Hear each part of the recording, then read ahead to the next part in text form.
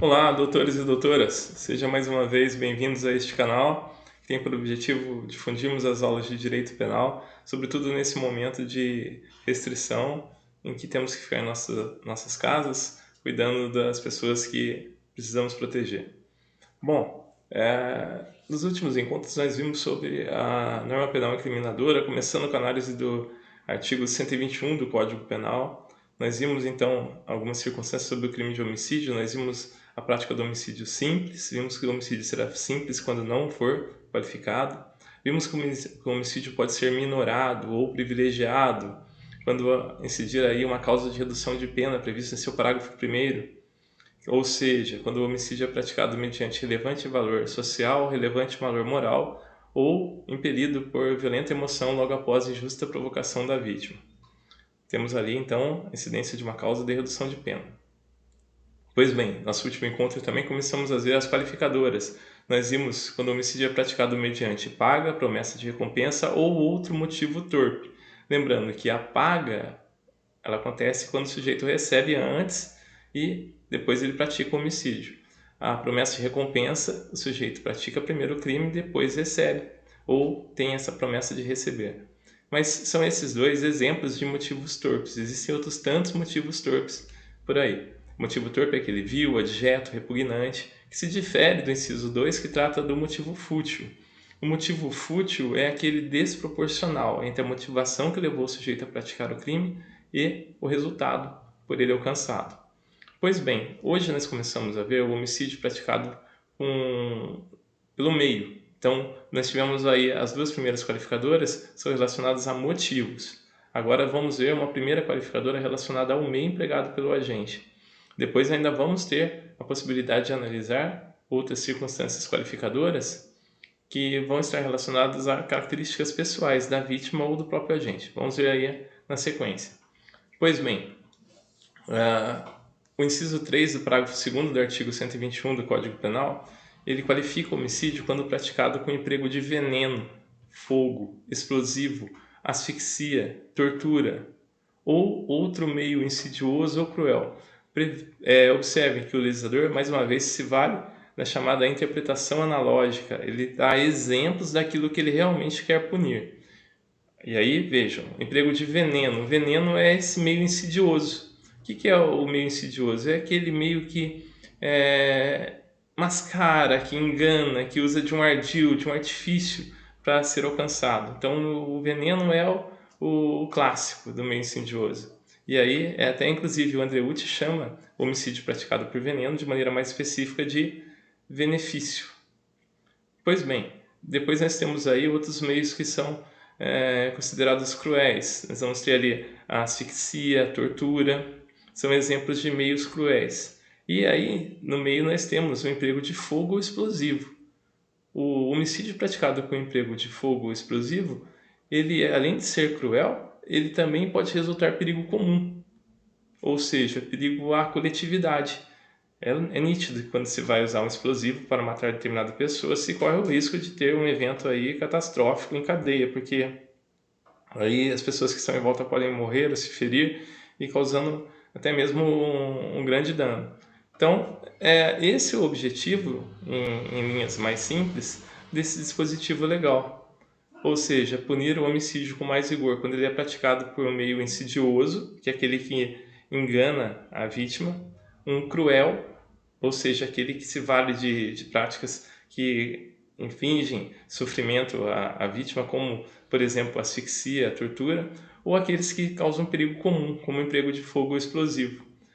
Perceba, o legislador ele se vale dessa interpretação analógica porque ele não conseguiria de forma alguma prever todas as formas de homicídio, todas as formas que se pudesse matar alguém por meios insidiosos, cruéis ou que causassem perigo comum.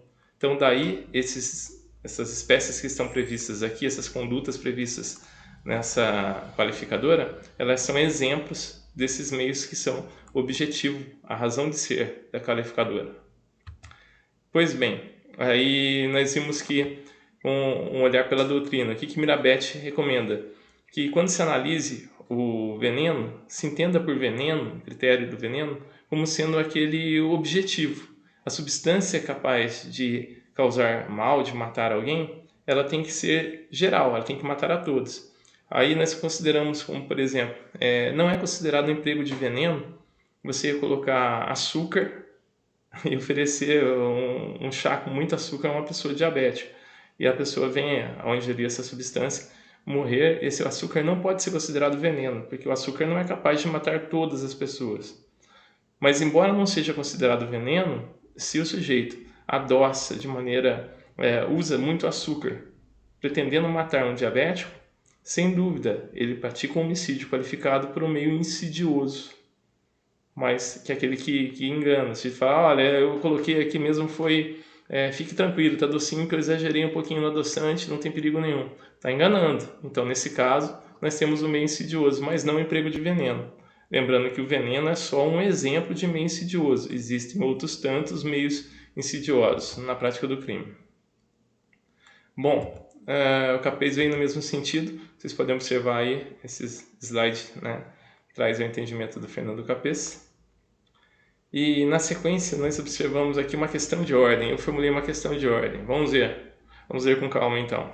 Responderia pelo crime de tentativa de homicídio qualificado o agente que servisse a um seu desafeto uma xícara de chá feito com ervas, as quais o sujeito aceitasse acreditasse, né, o sujeito do crime ali, o autor, acreditasse serem venenosas, mas que na verdade não eram?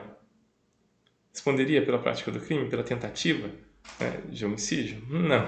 Se sabemos que se tivesse esse meio ineficácia absoluta, ou seja, fosse impossível por esse meio se matar alguém, não se configuraria a prática da tentativa. Nós estaríamos diante do chamado crime impossível, como já estudamos, né, previsto ali no artigo 17 do Código Penal. Cuidado com prova, cuidado na hora de analisar a prova. Veja só, igual vocês costumam fazer comigo, né? Não estão aqui presentes, não podem fazer, mas eu faço por vocês. E se a substância fosse realmente venenosa, mas o sujeito tivesse errado na quantidade, o que aconteceria aqui? Crime impossível? Não. Aí nesse caso, tentativa. Por que tentativa? Porque o resultado só não se consumou por razões alheias à vontade do agente, quer seja ele se enganou quando dá quantidade que ele coloca de veneno ali na substância que ele vai ceder. Correto? Então, estamos aí analisando a norma penal, os crimes de homicídio qualificado. Outra questão, deixa eu ver se é a mesma que eu coloco aqui. No mesmo caso, responderia o agente se a substância fosse realmente veneno e a quantidade utilizada pelo réu fosse suficiente para matar alguém. Olha, é a resposta que eu acabei de dar. Tá aí, tentativa, não resta dúvida. Bom, esse ainda no mesmo exemplo. Então, logo a vítima iniciasse a ingestão de veneno e ele ministrasse o antídoto perante o ordenamento jurídico, como seriam apreciadas essas condutas? Justifique e apresente o fundamento legal. Olha aí. Reparem que nesse exemplo o sujeito acabou de entregar o veneno, a pessoa bebeu o veneno e ele se arrepende. Olha que interessante, ele se arrepende e ministra o antídoto. Se ele se arrepende e ministra o antídoto e a vítima não morre em razão dele haver ministrado o antídoto, estaremos diante da chamada tentativa abandonada, prevista ali no artigo 15 do Código Penal. A doutrina chama de tentativa abandonada, mas nós conhecemos por arrependimento eficaz. Então esse é o arrependimento eficaz. Aí não haveria crime, nós haveríamos por ter retirado o resultado por razões próprias do agente. Agora, é bem interessante, eu vou trazer um exemplo aqui, já que estamos em tempo de confinamento, né? Quem ainda não assistiu a Casa de Papel, eu recomendo que assista lá no Netflix, é bem divertido, vale a pena assistir. Eu assisti, gostei muito, então estou recomendando. Tem uma cena lá, vou dar um pequeno spoiler, desculpe, detesto spoiler, mas eu vou dar para fins didáticos. Tem uma cena em que um personagem tenta matar o outro, ele põe veneno num chá que vai ser servido, e quando a pessoa vai levando o veneno à boca, ele dá um tapa e tira a xícara da mão da pessoa e derruba. Perceba, ele já tinha praticado os atos de execução, ele já tinha ali colocado o veneno, ministrado o veneno no chá e já tinha servido para a pessoa, só que antes dela beber, ele vai e tira. Então, durante a conduta, ele interrompe o resultado. Se durante a conduta o sujeito interrompe o resultado, não estaremos aí diante do arrependimento eficaz, mas sim está previsto no mesmo artigo um outro instituto que nós chamamos de desistência voluntária. Então, a diferença entre o arrependimento eficaz e desistência voluntária está no momento no qual o agente pratica a conduta. Pois bem, no que se refere ao emprego de fogo ou explosivo, são esses os meios facilmente compreendidos. Contudo, deve-se prestar devida atenção a algumas situações, como, por exemplo, se um sujeito, ao colocar fogo em seu carro visando protestar contra o aumento do preço dos combustíveis, causa a morte de um vizinho devido à proporção com que o fogo se tomou, poderá ser considerado como um homicídio qualificado pelo emprego de fogo? Será que seria este o caso? Olha, importante, um grande direcionador da tipicidade é sem dúvida nenhuma a vontade do agente. Aqui percebo, o agente quis matar, empregando fogo, ou ele quis causar um incêndio que acabou resultando na morte de terceiro? Daí a diferença. Então aqui não é um exemplo de homicídio qualificado pelo emprego de fogo. Aqui estamos diante de um crime préter-doloso. Estamos diante de um crime de incêndio, porque a vontade primeira do agente foi causar um incêndio, e depois, de maneira culposa, ele acaba resultando na morte do agente. Ele responde, então, pelas penas previstas no artigo 250 do Código Penal, com a causa de aumento prevista aqui no artigo 258. Notem que coisa interessante. Olha a rubrica desse artigo. Formas qualificadas de crime de perigo comum. Isso aqui é uma qualificadora? O artigo 258 do Código Penal é uma qualificadora? Está mudando a pena abstrata do 250? Não. Isso daqui é uma causa de aumento de pena. O legislador errou. O legislador pisou na bola. Olha, não é qualificadora. Isso é causa de aumento de pena. Cuidado na prova. Na prova eu posso considerar isso daqui. Posso colocar a opção lá que foi qualificado. Um crime qualificado, você vai estar com a prova na mão, vai estar com o código na mão fazendo a prova, vai olhar e vai ver assim, 258 qualificador, qualificou, vou marcar aqui que houve o crime de incêndio qualificado.